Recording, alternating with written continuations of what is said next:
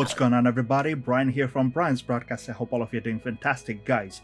Today I'm going to review the first ever Memo Paris fragrance in my collection, and I went with African Leather because I kept on seeing this name on Fragcom everywhere and people praising this fragrance, and I was like, what's the deal with this thing? Let me buy this thing. Let's find out what African Leather is all about. And before I proceed, if this is your first time visiting my channel, please don't forget to subscribe and hit the thumbs up button if you like contents like these. Let's start off with the presentation. So, a postcard of a, I don't know if that's a cheetah or a jaguar. What do you call that thing, man? I don't know. Guys, tell me in the comments. It's a postcard. So you could just maybe, if you want to gift it to somebody, you could just write your message, stick it on the box, and send it off. The box is all paper, beautiful stuff, and I'm showing this because there are a lot of people out there who have never experienced a Memo fragrance, and I just wanted to share it. It opens like a book, fragrance sits right there inside, and there's a lot of little messages here and there. There's like the world map and stuff like that. So it's almost like telling a story of your journey from Paris to Africa. There's a lot going on. Let's talk about the notes. So as per the website, there is no hierarchy or fragrance pyramid, so they just have the notes listed. I'm gonna read it out from the website.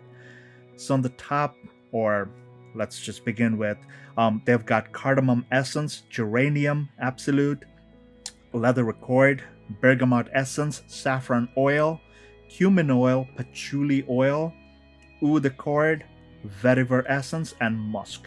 Now, when we're talking about African leather, so a lot of people said there's kind of like a coffee kind of vibe. Some people said there's this chocolatey kind of vibe.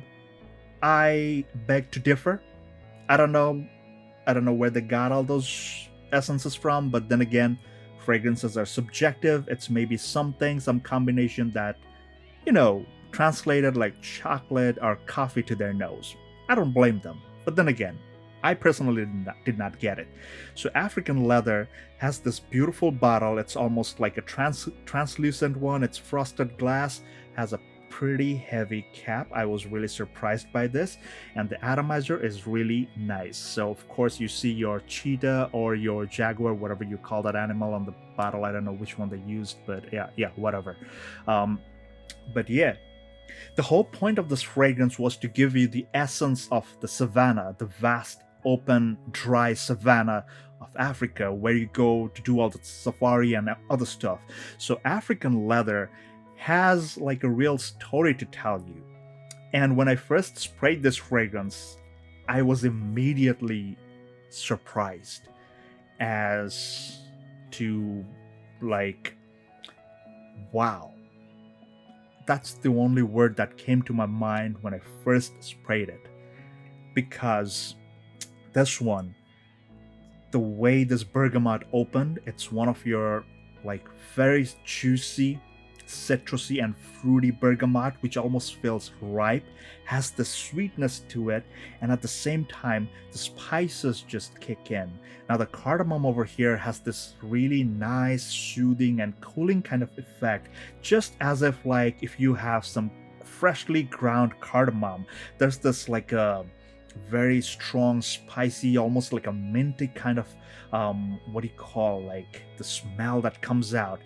That's the kind of thing that you get. It's no way medicinal. It feels very soothing, very nice, and that with that bergamot thing, it just like smells heavenly.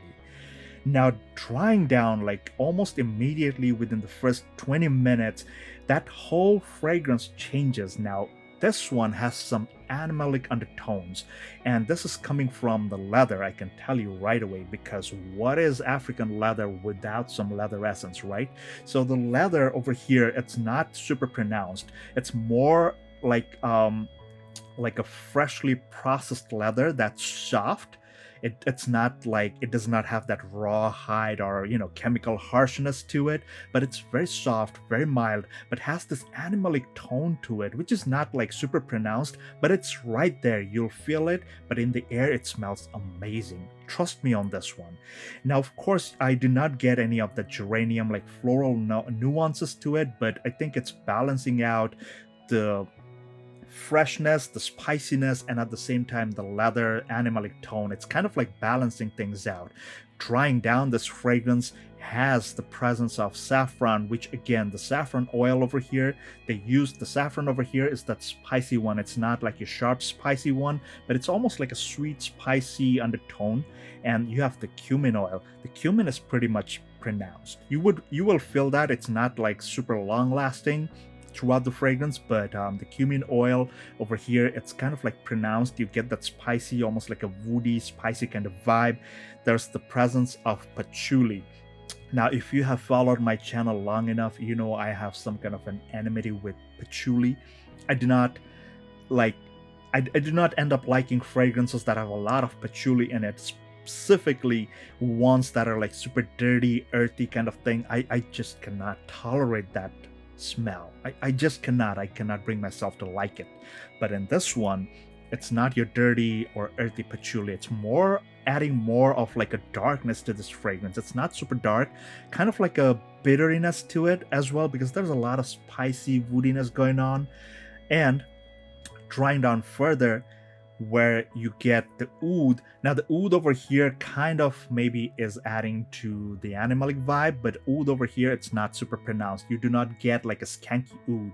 So it's kind of like probably adding to the animalic vibe, but at the same time, it's almost like a woody, like a dry woody kind of oud.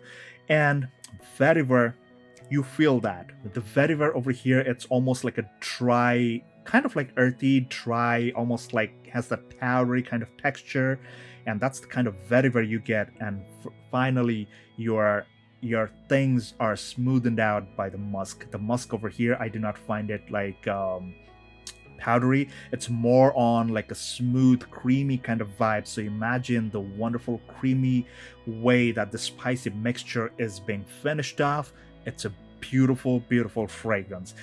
Let's talk about performance.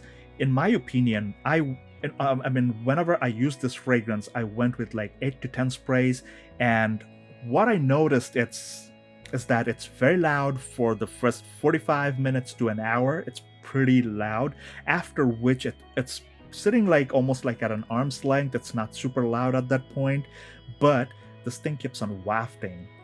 It's an auto parfum concentration, as you can see right here, but the longevity is really good. It's not one of your loudest after it has settled down after like the first hour, 45 minutes to an hour, but this thing is very potent. Now, the sillage is very strong. It leaves a wonderful scent trail, and you are bound to get noticed.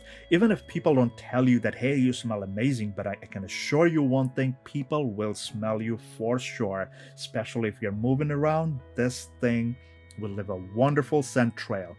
Now, talk about longevity. I got almost 8 to 10 hours easy with that 8 to 10 sprays, and this thing is, in my opinion, I would say it's a beast mode. Now, I said 8 to 10 hours. Some of you might say that, hey, you just said 8 to 10. How do you consider that to be beast mode? But let me tell you something. 8 to 10 was on an average. So I'm talking about those warm, humid days when I wore this thing. But the thing is, this thing pushed.